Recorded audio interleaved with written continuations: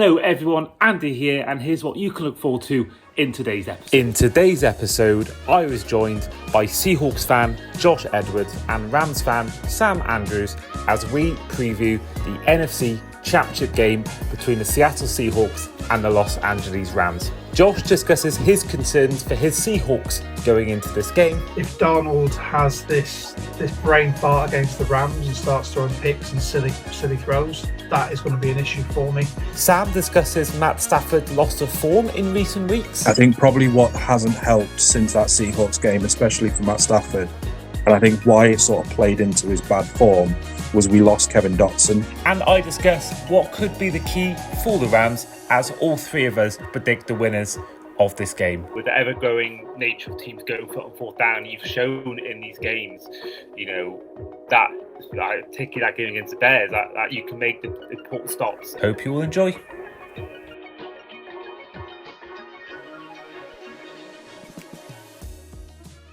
Hi everyone, and welcome back to the Across the Pod NFL podcast. We are just days away from the NFC Championship Game starting, and I am, as ever, your host, Andy Davis, here to preview that game with a fan of each team. Now, with me, our first guest is in the dark and blue and green corner. Back on the show today is our Seahawks fan, Josh Edwards from 12 Talk. Josh, first of all, great to have you back on.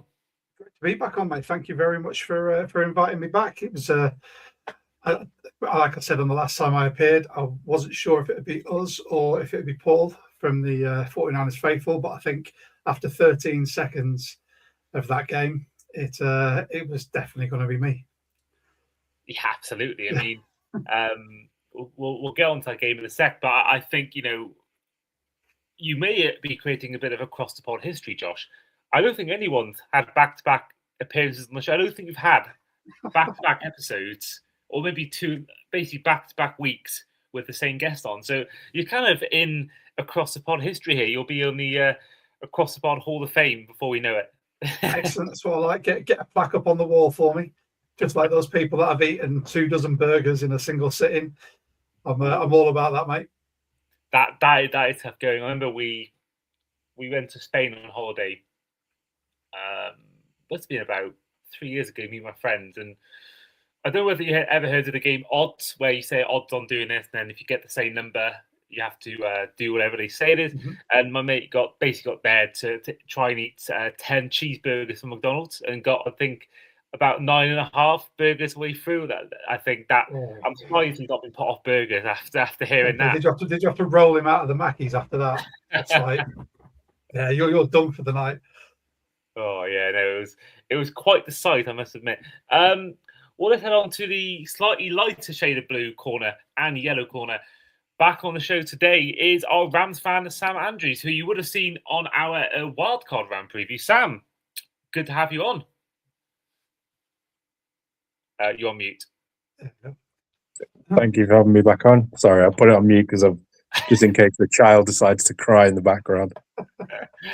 That is the beauty of being a father and also podding in the same tonight. I mean, I haven't got any kids yet, so I haven't got to worry about that. I do worry about if I have kids one day, how that will affect the pod, whether you will hear some baby noises during the episode. Put them to bed early. Put them to bed early and schedule your pod for after their bedtime. That's what I do, mate. So. Yeah, and normally I do. Normally he's asleep by now, but it's the one night he's refusing to go to sleep. My wife's not here either, so she can't even deal with him. So. Good. Oh, well, have either of you managed to... I don't know whether it's too early to tell yet, whether you've converted your kids to be Rams and Seahawks fans respectively. Have you managed to maybe dress them up in, Seahawks outfits, or, put Seahawks posters on the wall or Rams posters on the wall? Have you managed to... is that on your plans to get your kids to support your NFL teams? Or are you going to be quite liberal and just let them choose their own fate? Oh, no. There's no being liberal in this house. No, my daughter has got a personalised Wolf Grey Seahawks jersey with Ivy Vi 30 on the back that she's had for 2 years now. I've just been waiting for her to grow into it. So nice. She's a Seahawks fan. She knows who the Seahawks are. She talks to me about the podcast. She talks to me about the Seahawks whenever I wear something Seahawks related. So she's a 12 in the making. How about you, Sam? Mine's only just under 2 years, so he still isn't quite understanding the concept of supporting teams yet. But he's I got when he was born, I got a gift off someone that was Rams based, so he's had some Rams like baby grow things on and stuff. So yeah, he's going to be a Rams fan. We need as many as we can get. So because there's not an LA. No. Yeah, I kind of think like for me, I feel like if I had a kid one day, Liverpool would be without even like a shadow of a doubt. I mean, that would be not even a choice in the matter. Not just because it's my dad supports them, I support them, but also my girlfriend's dad's got a season ticket there, so it feels like, and also she's from that area as well, so it's that I feel like would be no choice. But I feel like I might allow my future kid to like let that fake. I don't think I should force support the Dolphins on anyone. So I don't think that's child abuse. Exactly. Give the Dolphins jersey with a child line number just on the card as well. I mean, by the time they're born, they might be good. So it might be there might be some fashionable singer who's dating a Dolphins player. I don't know. There might be a Taylor Swift 2.0 in 10 years' time. You never know. So you can hope. But yeah, I kind of think I don't think I can force two teams on them, mate. But maybe they might support them anyway. Maybe they might just like the colours, or take them on a holiday when they're younger, which got me to be a fan. Maybe that's the route. Take them on a holiday there when you're younger, and let them, without knowing it, be forced into supporting them by your choice of holiday. But again, then you're forcing them into a lifetime's worth of pain. Oh, I know. You want the best. You want the best for your children, not the worst. It's like, character. Liverpool, fine.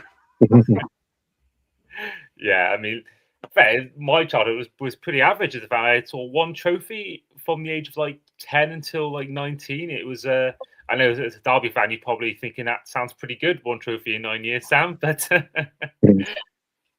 no, it's well, let's get on to the game itself. We've got the number one seed in the NFC, the Seahawks, who did get through after beating the Niners in the divisional round, and they take on the Rams, who beat the Bears in a phenomenal game on wildcard round. Rams are the fifth seed, the only wildcard team left in the playoffs, as they hope for a return to the Super Bowl in their, or both teams are hoping for an appearance in their own team's backyard, which is a kind of an incentive for both teams to get the job done. Josh, firstly for you, before we get onto the game details, where are you watching the game on Sunday? I'll be watching it at home. I'll be watching on the big TV with the members of our Discord. As we do with most games, we have a watch party where it's like I said on the last pod, it's like being in a pub with all your mates, talking on the Discord whilst watching the game, and it's such good fun. So I'll be doing that with my co-host Mitch and multiple members of our Discord, and there'll always be one or two that are a couple of seconds ahead, depending on if you're streaming it, if it's on Sky, if it's on DAZN, or if you're based in Canada or the US or wherever else. So it's a good time to do that. And no need to spend £7 on a beer. Although I'm not opposed to doing that. I go to at least 2 of the London games every year, so I'm quite used to it, and I'm quite close to London anyway. I worked in the city, so £7 a beer isn't a shock to me. It's a shock to me when I go back up north and they go, "Oh, that's £1. That's like £1.90," and I'm like, "Oh my god!" I remember actually, back when I did drink, I found a pub. I went to a pub in London once. It cost me £3.90 for a pint of beer. Like in London, not in some random small town somewhere. In London, where everyth's notoriously expensive. I just couldn't believe I found one pub. Some of them are really reasonably priced. They're the ones that you always see the locals in. So you go in for a pint and go, "You're not welcome here." To be fair, you have to go and pay £7 or £8 for a pint somewhere else. Yeah, it's fair. Actually, did feel quite local. Thankfully, I was with 2 friends who were local, so that made it a bit easier to blend in. But that was a interesting pub experience. Sam, for you, where are you watching the game? Home as well, or are you out and about watching it somewhere? Well, I was going to go down to my mate's who's a Seahawks fan and go and watch it with him, but given the fact that it's on a Sunday at 11:30 and I'll have work the next day, I don't know if I'm going to be able to go down. But if not, I'm sure I'll end up texting him pretty much throughout the whole game. I'm sure we'll be picking out all of the. If you're going to be awake anyway, just go to his house if you're going to text him all the way through. You can just drive. Yeah, I mean, it's more the fact that I'll have work, but it's whether I can. But you're going to have work anyway if you're going to be watching True. it and texting him all game. True, but I'll be at home working rather than it's. I could always not go to sleep and just drive straight home and then sleep there, but we'll see. I haven't made the decision yet. Well, let's head on to the game, and this game will not be having a backup quarterback, unlike the other game in the NFL this weekend. It's really exciting for me because not only is it division rivalry, not only is it the two best teams left in the sort of whole playoffs, which does make the prospect of the Super Bowl a bit underwhelming as a neutral. I think we're going to get whoever wins this game. I think personally going to win the Super Bowl. I don't believe either the Patriots or Rams or Broncos have got enough. I think if Bo Nix was healthy, Broncos might have done something, but I just don't back either team to do something against the Rams or Seahawks. So for me, this game is obviously there's no guarantees, and there's shocks in the NFL. We've seen teams win Super Bowls against the odds, like the Eagles and the Giants and the Eli Manning. But this game feels like it's one where it felt like last week you were watching Texans Patriots. You thought, okay, that game is going to be the one to decide who makes it in, and I think that has been the that's what it felt like when you're watching Patriots Texans. You're basically seeing who's going to win the AFC. And this game, for me, you guys might think differently. I think this game is one that will decide who wins the Super Bowl. But either way, it's an exciting prospect. Josh, I mean, first of all, that Niners game, that Seahawks defense against the Niners. I mean, what a start to that game. 13 seconds in, literally, I forgot the guy's name, but he's Shaheed. That's the one. Yeah, his two straight. There's the only player this season to have multiple kickoff and punt returns in the season, and that sort of set the tempo for the entire game. Just how impressed were you with the Seahawks defense performance against the Niners, and how confident are you that this Seahawks defense can once again cause problems, but this time to offense for the Rams? So first of all, I want to give some props to a 49ers player, and I'm going to caveat this with my defensive performance. So all season we've prided ourselves in getting pressure with 4. We're one of the lowest blitz rate teams in the NFL because Mike McDonald's worked out a scheme where we can pressure with 4 and get home to the quarterback. We were doing that a lot against the 49ers, and I think we only had 2 sacks, was it maybe? Let's double check. 2 sacks on the whole game on Brock Purdy, but he was staring down the barrel of the gun pretty much every single drop back, but his escapability in that game was fantastic. The same can't be said for Matt Stafford. And this is where I think it's going to get dialed up by Mike McDonald. I think the game against the 49ers, our defense was just lights out. We didn't let anything get past us. There was pressure. We didn't let Christian McCaffrey start to get his wheels going. We didn't let the passing game get going. We were all over them, just completely engulfed them. And that just allowed our offense to just work surgically on what is, and I know they say it a lot, we were depleted, we were injured. Well, it's a contact sport. Welcome to it. People get injured. It doesn't help that you set up your practice field right next to a power plant, if you believe that rumor.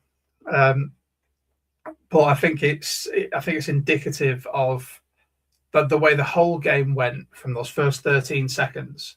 No one expected that. But all 3 phases, we don't just want to talk about the defense, the special teams were fantastic. Offensively, the ball was humming. I've been on Ken Walker's back all season on our podcast because I don't think he's been doing enough.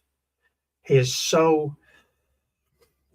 his top performances are so sporadic, and all I wanted from him was consistency, whereas that's what we got from Charbonnet, who's now out for the rest of the season and going into next season. But Ken Walker dialed it up, and he became the focal point of our offense, which is what they said they were going to do at the start of the season. Strong defense, focus on the run game. And I've said all I want them to do is manage the clock, focus on the run game, short and intermediate routes. And we did that against the 49ers, and that's what happened.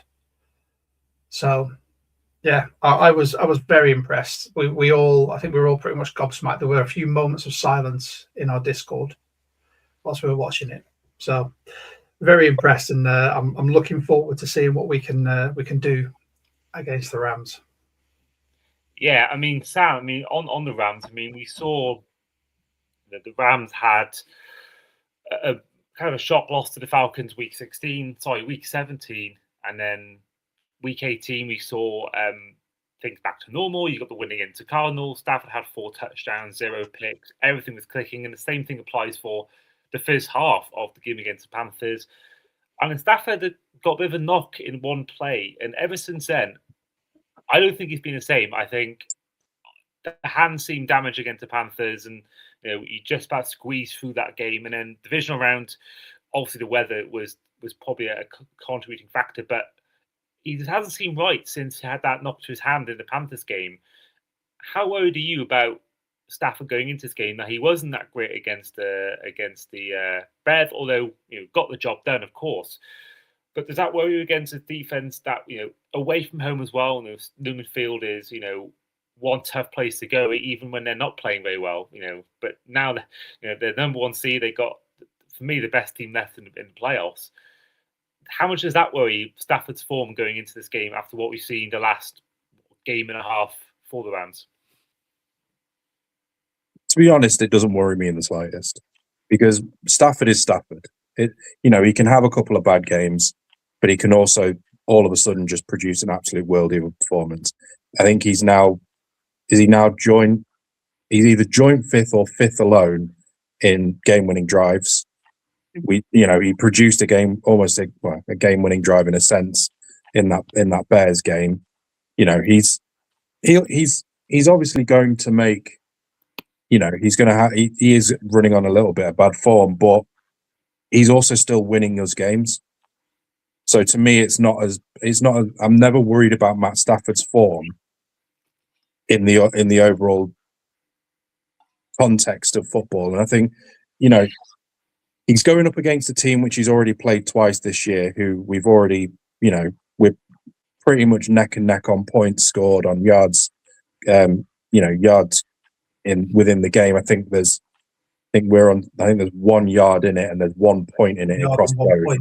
Yeah. So, I think that's not the problem. The big problem that I was going to have, that I was worried about especially going into after watching that San Fran game, was the running game that the Seattle have.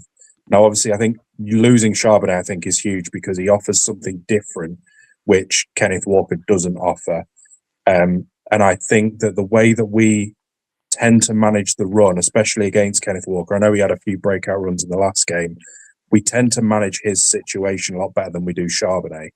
And he was the more concerning one of the two for me. So for him to be out, I think is huge in terms of our game. But I think from the other side of it is, I think the biggest advantage for us is the fact that we seem to have. I know, obviously, even though we won the last game, we seem to have Sam Darnold's number. It's the one thing that the Rams have done in the last 3 games, is we've managed to put enough pressure on him to cause huge problems for that offense as a whole.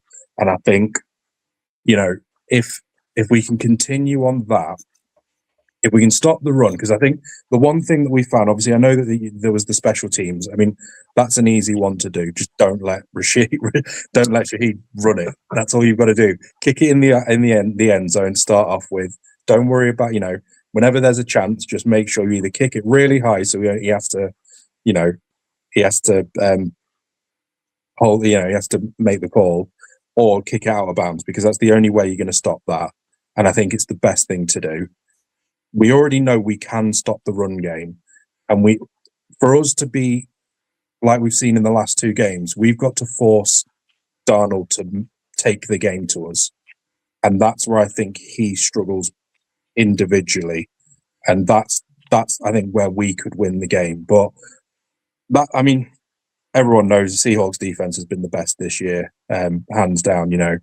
I think it's just probably the best thing for us is the fact that we have, 1, we have beaten them, and 2, we've taken them right to the very edge and still put up 37 points against them. So it's not like we can't do it. We just need to stick with our game plan. And you know, I think the biggest thing for us in the last game against the Seahawks was the fact that we won. To a certain degree, the Seahawks didn't win that game. We made massive mistakes at key points in the game, which allowed the Seahawks back into the game for them to go on and win it. And I think that was, allowing Shaheed to get the touchdown, turnovers on poor defensive plays, I think were the key in that game. So as long as we can sort of limit that, I think we stand a better chance. But to be honest, I agree with you, Andy, in that I don't see I see an NFC West team winning the Super Bowl this year. I think, and it doesn't matter whether it's the Seahawks or whether it's us. It'll still be sweet to be able to say one of us has done it at Levi Field or Levi Stadium. That's the only thing I care about. Yeah. I just want to see someone wins it on the 49ers home field. I mean, we've both got preferences as to who, but I'm completely with you. Just to piggyback on what you said there about like trying to keep a cleaner game, I completely agree with you. I think against you guys, when Darnold gets past sort of the 5-step drop, the pressure starts to come off the edge. And I don't know, is Jared Verse back for you? Jared Verse, he played the last game. We've got everyone available. So yeah, that I rate Jared Verse. I said this when we did our sort of pre-draft stuff. I really wanted him, and I think he's a fantastic edge player. And I think that's where the pressure's going to come if he has to go past a 5-step drop where he has to try and get himself too far back in the pocket. That's where the pressure's going to come. But then you were talking about trying to keep it clean. First game against you guys was 21-19, and Darnold had 4 interceptions, 1 less interception, and it could be a completely different game. Yeah, I think that's always the key between our two franchises when we play, is who plays the cleanest game with the best fundamentals. Yeah, and I'm hoping now that we have started to ramp up our fundamentals. Andy said that Stafford's not been the same since that sort of Cardinals game. I don't think he's been the same since the Seahawks game. Yeah, I mean, a lot of people have said that. It for me as well. I'm, as a spinal cord injury sufferer, I'm very, very wary of the fact that Matt Stafford's neck, his spinal cord, is basically held on with like dental floss. There was a chance he wasn't going to come back, but he's been cleared. It's just he's going to be so wary about that. And every time he's out injured and they're saying it's something else, I'm like, if he's had a stinger to the head, he'll be on a full review. MRIs, a lot. And that always worries me about him. He's a great QB. Don't want him to get injured like that, but I always think there's something in that as well. I mean, it's. I think the thing is that a lot of people are always going to lean on that, back to that spinal injury, and I know it's a very important, dangerous injury to get. But I think that probably the thing that's probably been the most important thing is the fact we've kept him upright. The majority. I think he's had one of the lowest sat rates this season, and I think probably what hasn't helped since that Seahawks game, especially for Matt Stafford, and I think why it sort of played into his bad form, was we lost Kevin Dotson, and he is so important to that O-line. And I think although there was moments in that Bears game where he didn't look great, he wasn't throwing the ball well. When he needed to, Kevin Dotson was the guy who was there helping. I mean, I think the Bears made a few silly calls on that last drive, which I think helped us, bringing the blitz. Why they did that, I have no idea. We'll come on to that game. But I think, having Kevin Dotson back will not only allows us to build a run game, because again, I think it's one of my biggest gripes with Sean McVay, that he seems to just forget that we have 2 very, very good runners of the ball, and starts trying to just say, Stafford, right, you throw it. And it's like, that's where we start seeing the repetitive 3 and outs, because you can't develop a passing game without the run game, as we've seen in our games multiple times. So I think if we can get Corum and Williams running the ball, even if it's just 5-yard gains, that will give Stafford a bit more sort of expressive ability to be able to go and make those, those plays. And I think probably the other thing that I think I've been really frustrated with McVay this last few, probably since the Seahawks game, is I don't want to say this. It's not really scared, but the avoidance of using the 13 personnel, which has been key to our offense for the majority of this year. So that'd be one thing I'd like us to get back to. But in terms of Stafford, I think it's just a case of, he'll be fine. And it's whatever the hand injury is. I think it's a sprained index finger. It's always going to cause issues with his passing. But I think that the reason why I think it's looked so bad is because we've not used the run game to help him, to get him, because it is a lot different trying to throw, 10-yard passes than it is just trying to throw 5 or 6 yard passes. So I think that's going to be the difference if we can start going back to fundamentals and building on the run game. The Seahawks rush defense is very good, so we'll have to find ways around it. But the Bears rush defense was very good against us, and we still managed to find ways around it. So it's just about playing the numbers and hopefully winning the trenches, because as always, the trenches is inevitably the most important part of the game. Absolutely. I mean, you mentioned numbers as well. I mean, Josh. Sam talked about Darnold just then, and he's talked about the Rams being his kryptonite. And you look about, you mentioned the first game of the two where he had 4 interceptions, 0 touchdowns. You think about the second game as well, 2 touchdowns, 2 picks, and even going back further on than this in the postseason last year in the wild card round, we all saw Darnold probably half his salary for the year by those 2 performances. So I think that could be a key, and I think as well, one thing that I think the Rams have had recently, which I think will stand them in good stead for both games if they advance, is they've been involved in games where they've been sort of behind. I think Darnold.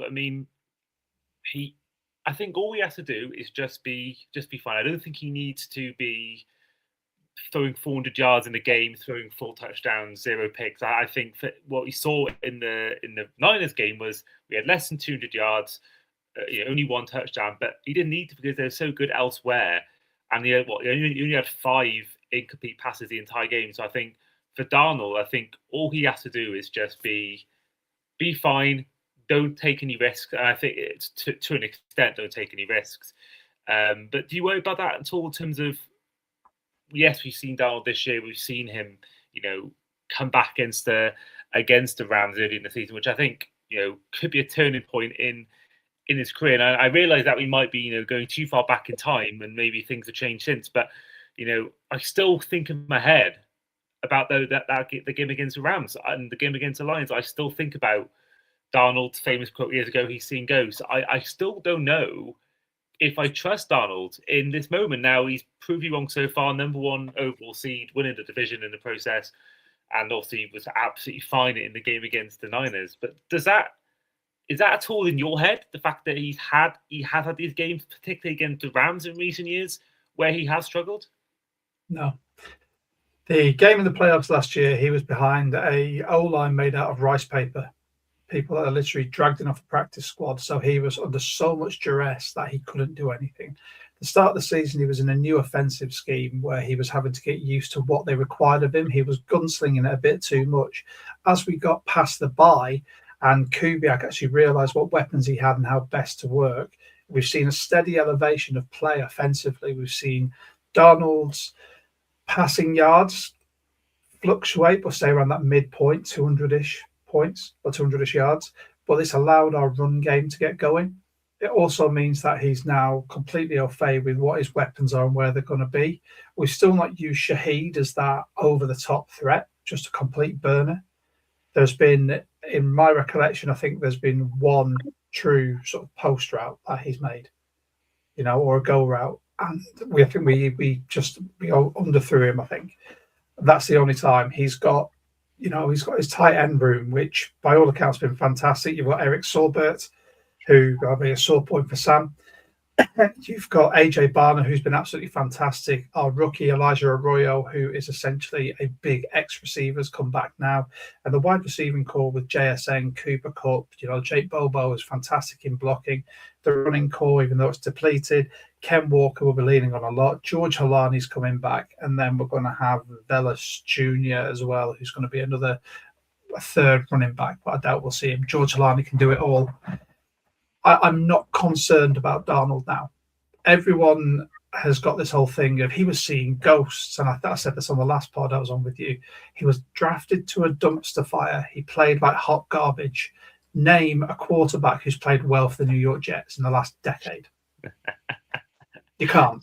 No. You know, they even got old man Rodgers in thinking he'd steady the ship, and he literally got on the field, and after 3 drives went, oh, my ACL's done. Never mind, better than playing here. You know, he's then gone away. He's learned under different schemes. He's a leader of men now. The whole team gravitate towards him. And the whole thing of this team now is that their singular focus is not on personal accolades. It's about what the team can do. If Darnold's having a bad game, the defense is going to pick him up. If the defense are having a bad game, Darnold and the offense are going to pick them up. So I think it's less so a conversation about Darnold as a singular player. It's more so a conversation about the different units within this team. And holistically, this team is the most together team I've ever seen from the Seahawks, and that includes the Super Bowl winning team. Wow. That is a statement, because the Seahawks team that won the Super Bowl, you think of the Legion of Boom, Cam Chancellor. Who else do you think about? And Can you name the wide receiving core? Can you name apart from Marshawn Lynch? Can you name the other running backs? Can you name the tight ends? Yeah, I mean, was Doug Baldwin part of the team at that point? Angry Doug was.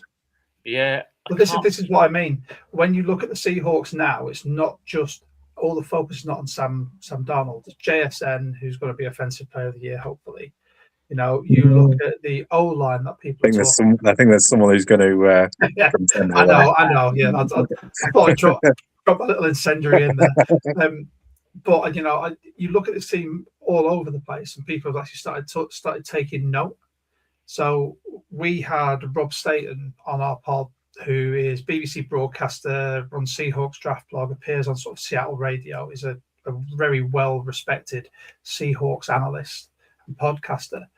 And Mitch, my co-host, posed the question to him, does he think that Mike McDonald's decision to take down all the Legion of Boom photos and artwork and memorabilia from the training facility to allow this defense to form their own identity and not have to live up to the past was a good idea? And Rob, who, like I said, he's very well respected, has said he's not thought about that before, but it's a fantastic point. Now you look at this defense has called themselves the Dark Side. Now I'll reserve my opinion on that nickname. However, it is pretty cool seeing a lot of people in Darth Vader costumes at Lumen. And the memes have been brilliant, but it's allowed them to shape their own identity. And because of that, we've got a whole new ethos around this team. So whereas people point fingers at players, I point fingers at units and groups within this team now, because that's what it's about. It's the most cohesive team I've seen from the Seahawks. I mean, you look at that Super Bowl winning team, it was a good team led by a rookie QB. The rookie QB got paid, and then he got with a pop star, and what's happened to him now? You know, the reason the Legion of Boom broke up was because there was so much infighting there within the whole squad, and I don't think that's going to happen with the squad. So, sorry, I rambled on a bit there. I'm quite passionate about that point. Well, yeah, you mentioned units, actually. There's obviously one guy that I think us as British NFL fans should be really looking at is Aidan Did, a former London Warriors coach. Obviously, he's been around the league for a long time now. I didn't realise this the other day. He actually played on the practice squad for the Chiefs and the Panthers. Yeah. But he's gone on and coached, and he's had a great story. The Cowboys is probably where he first made his name as a coach, and then obviously now he's being talked about as a head coach candidate for next season. I mean, he's been groomed by the NFL to be an international head coach, mate. 100%. Yeah, I'll drop that nugget here now. That's happening. It wouldn't shock me. I think, especially with you got James Cook at the Browns international player pathway. Ahead of that, back in the day, the connections they have there. I wouldn't be shocked to see him potentially coaching the Browns next year. They haven't appointed a head coach yet, and I think Too good to coach the Browns. My dad's a Browns fan. I had to go to a Browns fan convention thing before they played in London, and they were lovely people, but you could just see the pain in their eyes. It's constant. It's like smiling faces, dead eyes. Like, yeah, we're Browns fans. How cool is that though for you to see, for your team, a Brit doing so well and guiding a team to where you are now? Well, he's the reason why DeMarcus Lawrence came to us. DeMarcus Lawrence outright said that if it wasn't for Aiden Durdy, I don't think he would have contemplated the Seahawks. No one does contemplate the Seahawks in the Pacific Northwest. When you've been in such a big market like Texas, moving up to the PNW is sort of might be seen as a bit of a downgrade to people. But he knew Aiden was there. Aiden had worked with him on sort of pass rush specialist, and Aiden spoke glowing reviews about Mike McDonald and this organization now, and he went, "That's the team for me." And you look at him now; he's an all-pro. Yeah, he's a Pro Bowler. And he made an amazing play against the Niners. I can't think he kind of linked up with someone and forced a fumble from Brock Purdy, and I forget who the other guy was, but he's been amazing. And I think that's kind of, I think that battle between the trenches is going to be, so key, and he's going to be obviously a big part of that. But is that the Emanwari fumble recovery? Yes. I couldn't think of the player that he did it. I've got my notes somewhere here where I talked. Don't worry, it's up here, mate.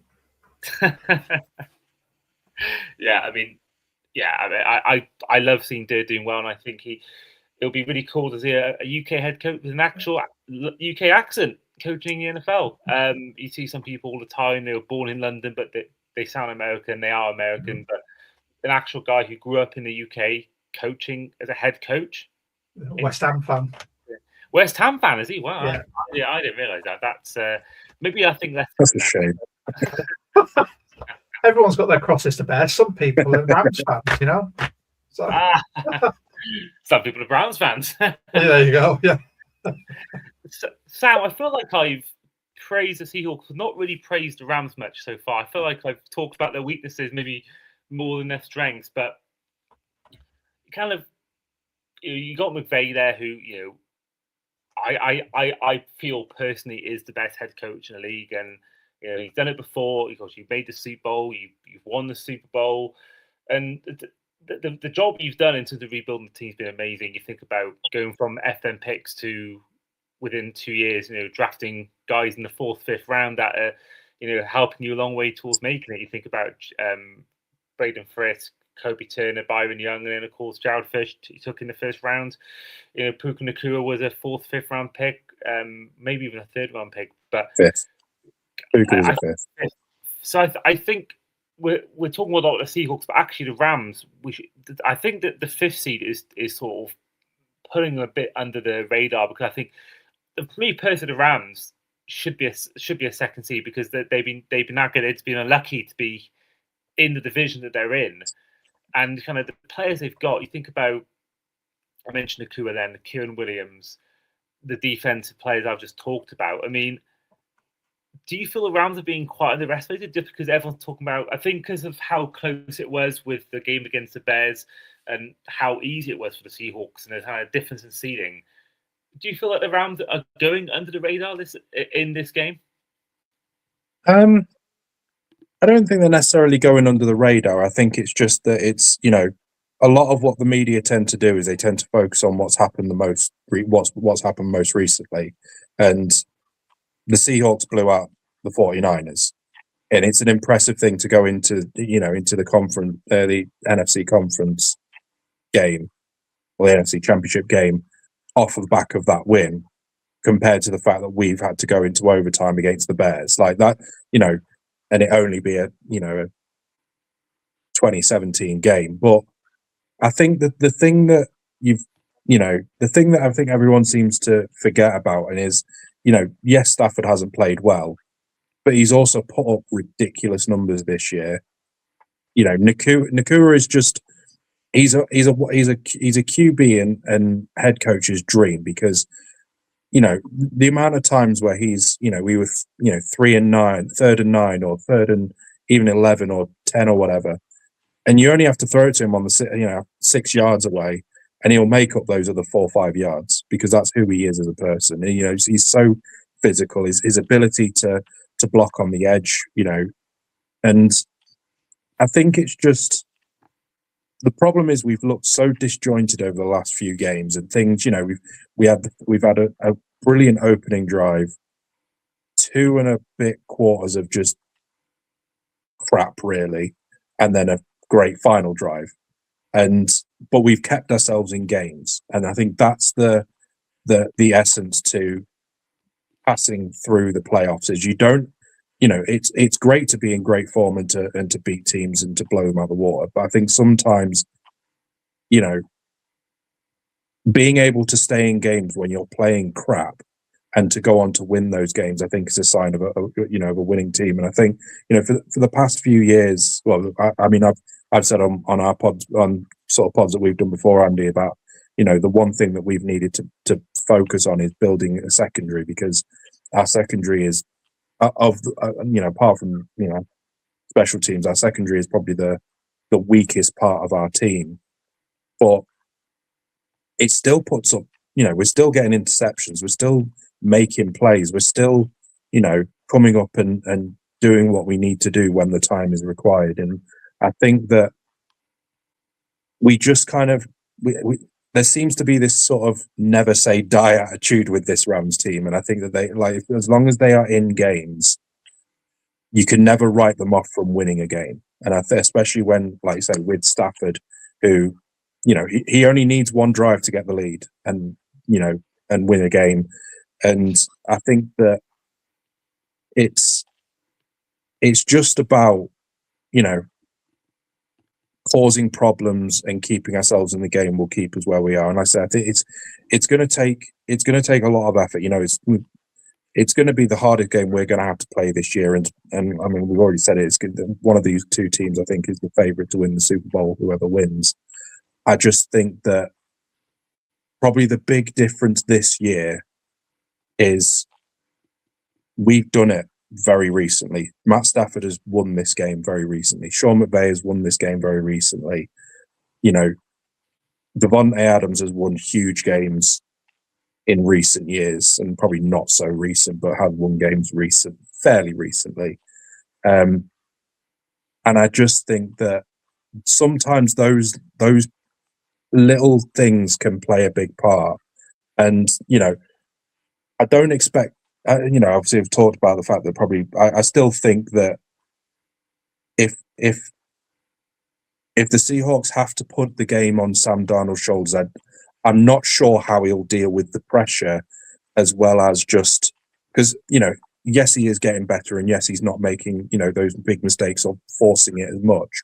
But the thing that I think will still be worrying him in the back of his mind, and it may not, is that he does make mistakes against the Rams.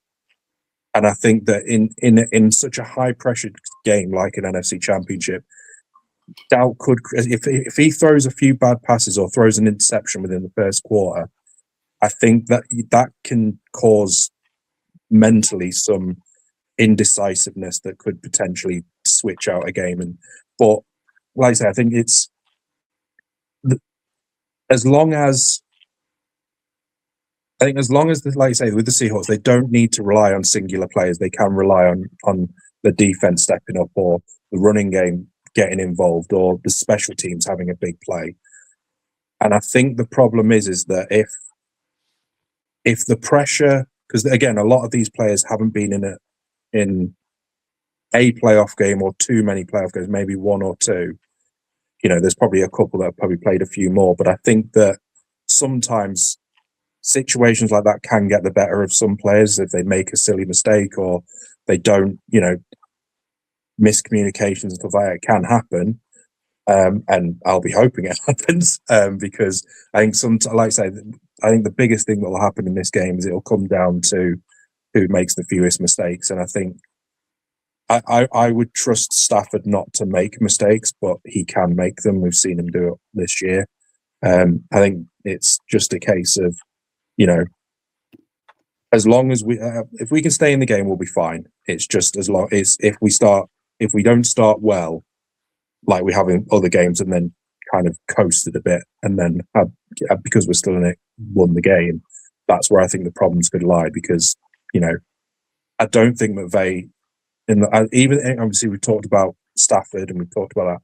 I don't think McVay has played his best games in the last few. I don't think his play calling has been nearly as good as we've seen him earlier in the season, and I think he needs to work that out, and Stafford needs to work. I think that doesn't help Stafford. But like I say, we've been here before, 5-ish years ago, 4 years ago, whatever it was. Time flies. But we've been here twice in the past at least sort of 7 years. So it's not like we can't do it. We've done it against divisional teams before, and I just think that there is something that needs to be said about the fact of having experience of doing it in big games.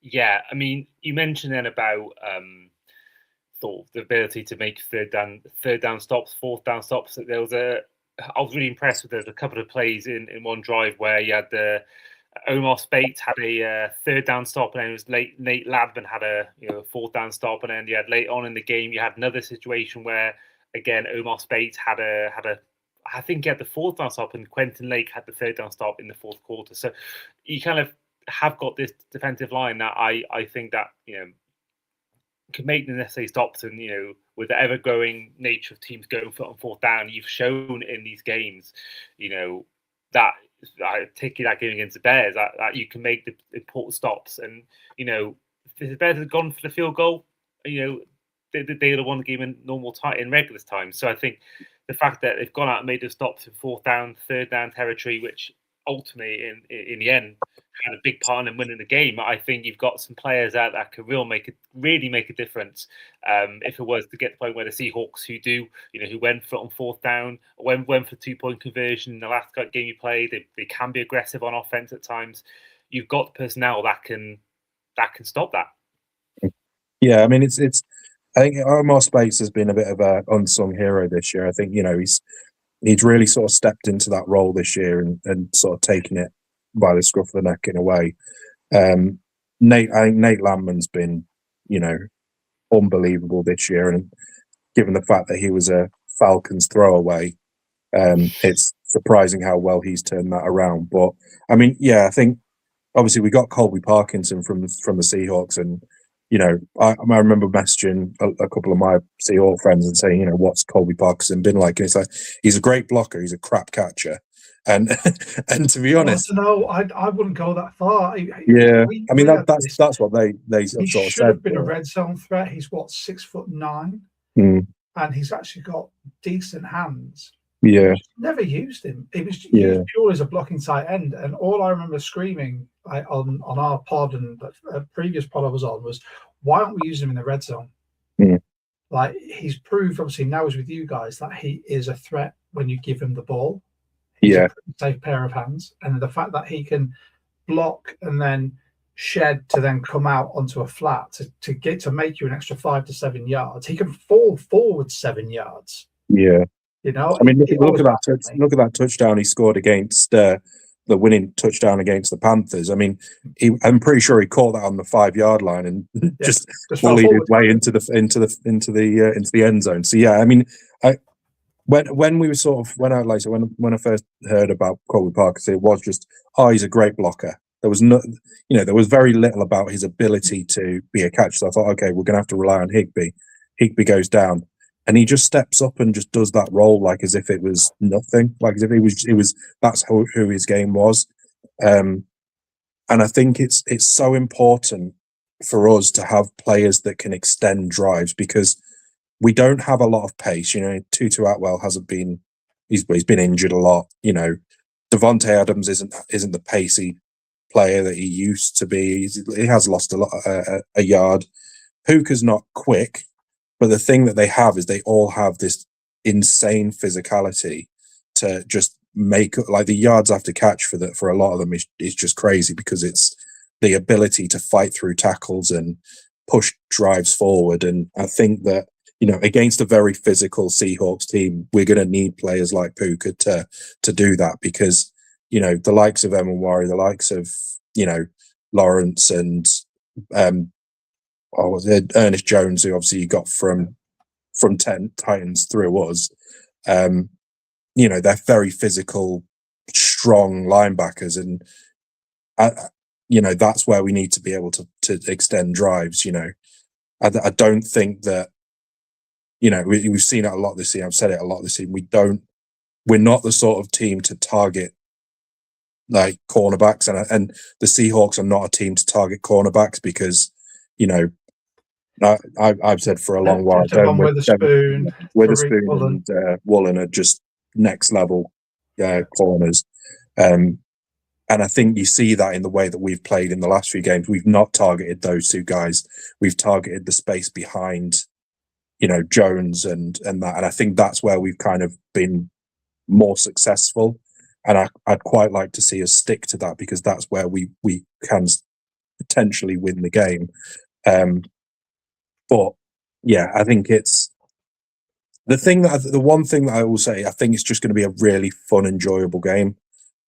Not for us, but I think for anyone else watching, I think for us it's going to be a bit of a nightmare. But especially as a Rams fan, I'm pretty sure I've aged about 20 years in this playoff run because we just don't know how to keep ourselves out of trouble. But it'll just be a fun game, and obviously, as much as I would love to be at the Super Bowl, I think if we don't, because I've got so many close friends who are Seahawks fans, I'd rather see them, lift it than, to be honest, than the Patriots or the Broncos. So, which is majority of my local friends are Pats fans. So if it's us versus them, I'm not watching it locally. I'm off to watch it with the UK Seahawks in Birmingham.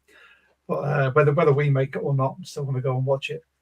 But I couldn't face watching the Patriots lift another one. No, I don't think anyone could, to be honest. It's so annoying that the Bo Nix went down because the game now pretty much. I think we did talk about it, and spoiler alert, I did have the Patriots winning the game, and I think I'd be shocked if Stidham pulled it out of the bag. I'm hopefully backup QBs, the Patriots kryptonite, aren't they?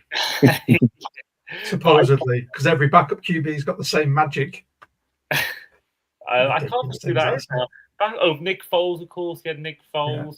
Who else have you had against the Patriots backup quarterbacks? Well, they did a comparison with the year that was it the year that the Patriots won it, where they compared the quarterback lineups. So obviously Matt Stafford is Tom Brady, the equivalent.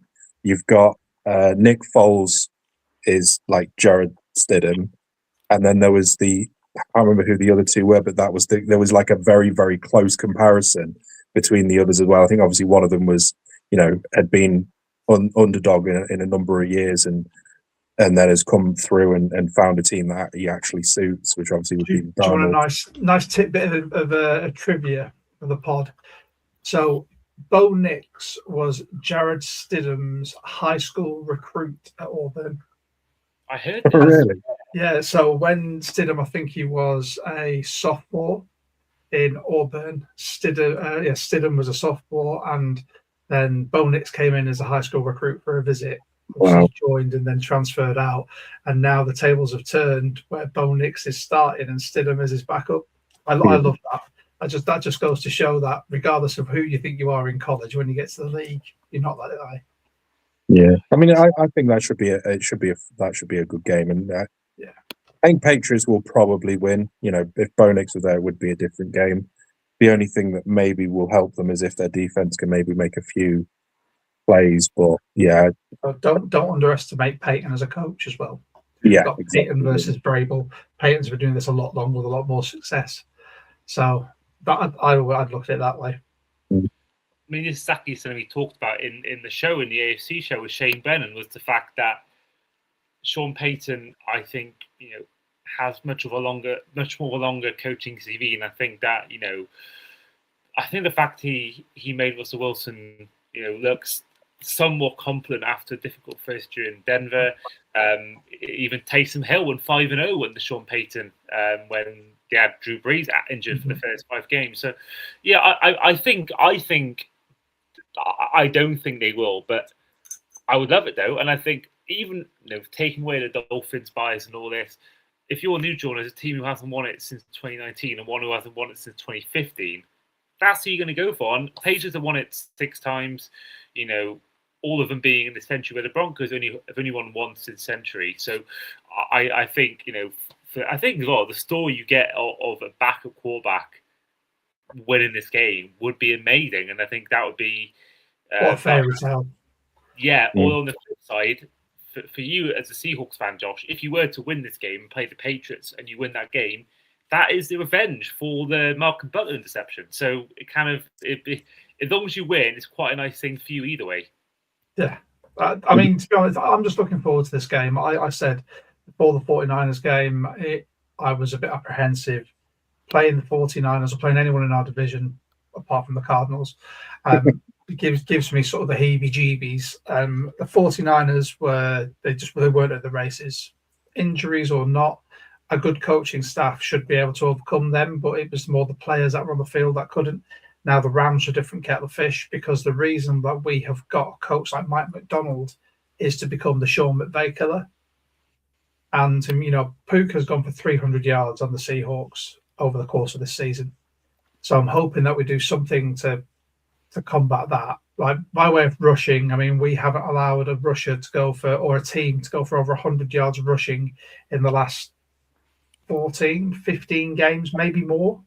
So that's not something I'm worried about. I know Kyron Williams is a decent running back, and Blake Corum I really enjoyed coming out of Michigan, but I don't. That's not my main issue. My main issue is going to be much like Sam said. If Darnold has this brain fart against the Rams and starts throwing picks and silly throws, that is going to be an issue for me. And also allowing the wide receivers or the tight ends to use the middle of the field against us, which is what the Rams have always done typically. That's been our kryptonite every single time. And that's the one thing I don't want. I don't want Devontae Adams to be the route technician that he is. I don't want Puka to be able to use these quick steps and slants to then get into space in the middle of the field and then just keep going because he gallops and he picks up speed. And then you've got Colby Parkinson there as well, who is taller than basically any player we have on our pitch, apart from the fact that Nick Emmanwori can jump higher than him. So that's one of the reasons why we kind of got him as well. But it's going to be a good game regardless. I think that they're very well matched teams, and I think the difference is going to be, as Sam said, and I completely echo, who plays the cleaner game, who has the fundamentals down.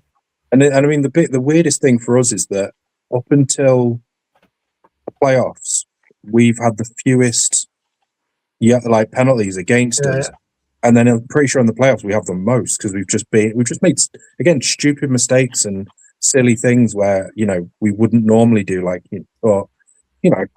hoping that I just want it to be a good game. I think it's probably going to be close. I'd rather it be like our second game than our first game because I think our first game was just, although it was a good game, it was riddled with mistakes, and I think the second game there was less mistakes, and it was more about two teams that were showing off who they were. So I would quite like to see a game like the second one, but I imagine it's probably going to be more like the first, where it's going to be cagey and a struggle and just two defenses kind of putting on a show. Yeah. Well, let's head on to our predictions. It's time to predict who we think will win this game on Sunday, which is, for those who are watching the games on Sunday, it's the second of the two games. Now, Josh, as the home team, you started with me last time. I swear you did. This one, I predicted 31-13 just to annoy Paul. I should have predicted high from the Seahawks. I'm not going to predict that high in this game. I foresee it being slightly closer. I think it may come down to J-My having to slot a couple of field goals. So I'm going to go for, where are we? 20, I'm just trying to do some mental maths now, 23-17. Okay. Sam, over to you. Who do you think are going to win this game? Well, I mean, I'm going to have to back my team to win this. So I think, like I say, it's going to be tight. I think it'll be. I mean, I think the spread at the moment, from what I remember looking at, was -2.5 Seahawks favourites. I think it'll be, just because inevitably that this is how it's kind of gone. It's probably going to be a 2-point game. You know, our last couple of games have either been 2-point and 1 point. I think it's going to be another 2-point game. I'm going to go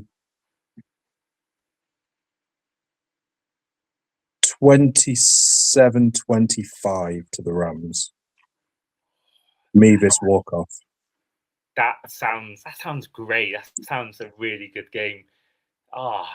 You know what? I found this. We've done predictions for all the wildcard round, all the divisional round, and now these two conference championships. I found this one of the hardest to predict out of the whole playoffs. I think the only one I had closer than this was probably Niners Eagles in the wildcard round. I've been tiptoeing back and forth the entire day, even this episode, that you both give me some great points, some great reasons why both teams can win.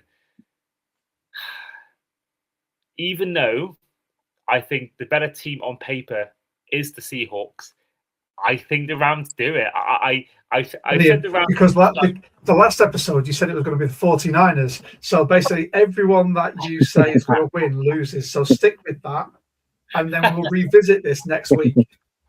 You know, I've had an absolute stinker this whole playoffs and ridiculous. I also had the Rams winning both their games. I predicted the Rams to win against the Panthers and against the Bears. But I had the Packers beating the Bears.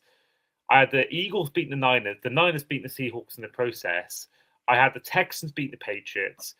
I think literally the only ones I've had right have been, I've only had the Rams games right. The Rams games. The Rams games are the only ones he's got right. Patriots against Chargers. There's not many else, to be honest. I've had an absolute stinker this round. I mean, and even last year, I had the Eagles losing to the Rams in the wildcard round. Like, there's something about the Rams I'm always drawn to. I don't know, but I've said the Rams since about, I want to say, week 6 now. I was going to go for them during my whole summer. I remember I went to a friend's birthday party, and his friend was into the NFL, and I said back in July I thought the Rams were going to win the NFC, but then that Matt Stafford back injury concern put me off predicting when on the actual predictions episode. But I've had the Rams since about week 5, so I think I'm going to stick with them for that reason as well. But I don't know. I think the Sam Darnold track, I know I want the Seahawks. I'm not gonna lie, I want the Seahawks to win. I do. I want Darnold to win. I want the story of him overcoming what he's been through in his career. I really want the Seahawks to win. And also I enjoyed my time in Seattle more than LA, so there's that as well. But most people do, to be fair. Yeah, LA is not my favourite place in the world. But they don't get a lot of lanky ginger men in LA. That's why, mate. Ginger? Don't say that. Oh, you mean you? It's the Welsh blood, mate. That's right. The Celtic blood. Oh, to the score, I know. I think the Rams win.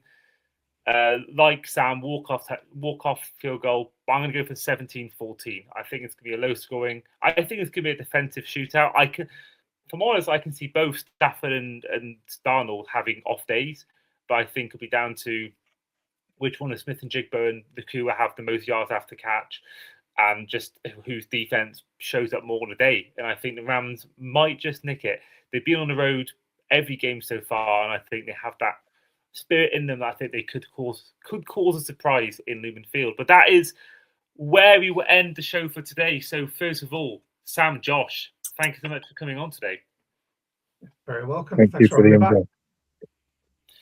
Well, I'll be seeing one of you in the next episode. But who that is, we will find out on Sunday, or for us Brits, Monday morning.